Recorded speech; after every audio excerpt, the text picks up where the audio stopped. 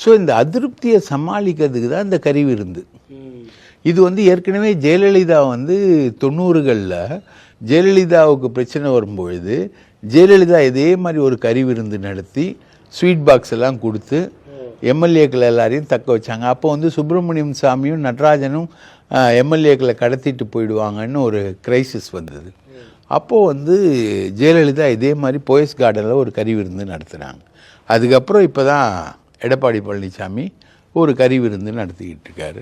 பெஹல்காம் தாக்குதலை இது எல்லாத்தையும் மீறி தன்னுடைய நிலைமையை காப்பாற்றிக்கிறதுக்காக கறி விருந்து, அதுக்கப்புறம் மாவட்ட செயலாளர் கூட்டம், பூத் கமிட்டி கூட்டம், இதெல்லாம் நீங்கள் எப்போ பண்ணியிருக்கணும்?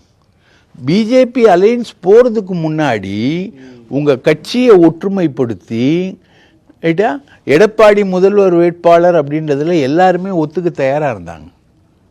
எல்லாரும் ஒத்துக்க தயாராக இருந்தாங்க. சசிகலாவும் ஒத்துக்க தயாராக இருந்தது, ஓபிஎஸ் ஒத்துக்க தயாராக இருந்தார், எல்லாரும் தினகரன் ஒத்துக்க தயாராக இருந்தார். எல்லாருமே எதிர்பார்த்தது என்னன்னா முதல்வர் வேட்பாளர் எடப்பாடி பழனிசாமி, நாங்கள் எல்லோரும் கட்சிக்குள்ளே வந்துடுறோம் அப்படின்றது. அஃப்கோர்ஸ் தினகரன் அந்த விஷயத்துக்குள்ளே வரல. அவர் ஒரு தனியாக ஒரு கட்சி வச்சுருக்காரு, தனியாக போயிட்டுருக்காரு அப்படின்ற ஒரு இது இருந்தாலும் ஓபிஎஸ் சசிகலா எல்லாருமே எடப்பாடியை ஏற்றுக்கிட்டு வந்தாங்க. அவங்களெல்லாம் கட்சியில் சேர்த்துக்கோங்க அப்படின்றது தான் மற்றவர்களுடைய கோரிக்கையாக இருந்தது.